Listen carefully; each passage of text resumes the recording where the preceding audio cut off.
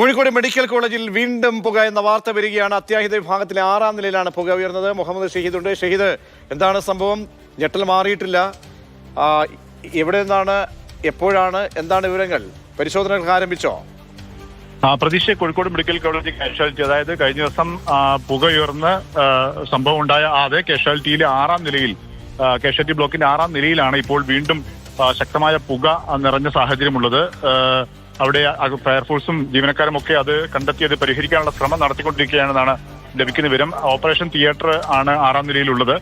അവിടെ മുഴുവനായി പുക നിറഞ്ഞിട്ടുണ്ട്. ഇന്ന് രാവിലെ അവിടെ ഇലക്ട്രിക്കൽ ഇൻസ്പെക്ടറേറ്റ് ഉൾപ്പെടെയുള്ള അവരുടെ ടെക്നിക്കൽ ഉദ്യോഗസ്ഥരൊക്കെ അവിടെ രാവിലെ പരിശോധന നടത്തുകയൊക്കെ ചെയ്തിരുന്നു.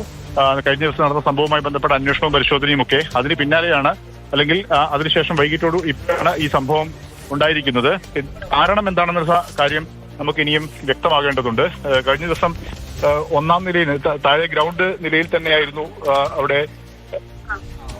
UPS പൊട്ടിത്തെറിച്ച് അപകടമുണ്ടാവുകയും വലിയ തോതിൽ പുക നിറയുകയും ചെയ്തിരിക്കുന്നത്. അതിന്റെ പുക മുകൾ നിലയിലേക്ക് ഉയരുകയായിരുന്നു കഴിഞ്ഞ ദിവസം സംഭവിച്ചത്. ഇന്നിപ്പോൾ 6ാം നിലയിലാണ് ഈ സാഹചര്യം ഉണ്ടായിരിക്കുന്നത്. എന്താണ് സംഭവിച്ചതെന്ന് സംബന്ധിച്ച് കൂടുതൽ വിവരങ്ങൾ നമുക്ക് ലഭിക്കേണ്ടതുണ്ട്. പ്രതീഷ്, അതായത് വീണ്ടും പരിശോധനകളൊക്കെ നടക്കുന്നൊരു സാഹചര്യമാണ്. ആളുകളിലേക്ക് മാറ്റുന്നു എന്ന് പറയുമ്പോൾ വീണ്ടും വലിയ ആശങ്ക നിലനിൽക്കുകയാണ്. അപ്പം അതും ഇത്രയും വലിയൊരു സംഭവം നടന്നത് തന്നെ വീണ്ടും പുകയെന്ന് പറയുമ്പോൾ വളരെ ഗൗരവത്തോടെ കാണേണ്ടതാണ്. ഷഹീദ്, ആരൊക്കെയുണ്ട് ഇപ്പോൾ അവിടെ? പ്രധാനപ്പെട്ട പ്രതീക്ഷ, രോഗികൾ അവിടെ ഇല്ല. നേരത്തെ കഴിഞ്ഞ ദിവസത്തെ സംഭവത്തെ തുടർന്ന് രോഗികളെ മുഴുവനായി ഇവിടെ മാറ്റിയിരുന്നു, ആ പ്രദേശത്ത് മാറ്റിയിരുന്നു. ബ്ലോക്കിൽ മുഴുവൻ 6 നിലയുള്ള ബ്ലോക്കാണ്, പുതിയ ബിൽഡിംഗ് ആണ്, കാഷ്വാലിറ്റി ബിൽഡിംഗ് ആണ്. 6 നിലകളിൽ നിന്നും രോഗികളെ പൂർണ്ണമായും കഴിഞ്ഞ ദിവസം മാറ്റിയിരുന്നു. പക്ഷേ അവിടെ ജീവനക്കാരുണ്ടായിരുന്നു. അതിന്റെ അറ്റകുറ്റപ്പണികൾ ഉൾപ്പെടെയുള്ള കാര്യങ്ങൾക്കായി, പരിശോധന ഉൾപ്പെടെയുള്ള കാര്യങ്ങൾക്കായി ഇലക്ട്രിക്കൽ ഇൻസ്പെക്ടറേറ്റിന്റെ വിങ് രാവിലെ മുതൽ അവിടെയുണ്ട്, മറ്റ് ജീവനക്കാരുണ്ട്. അതിനിടയിലാണ് ഈ സംഭവം ഇപ്പോൾ ഉണ്ടായിട്ടുള്ളത്.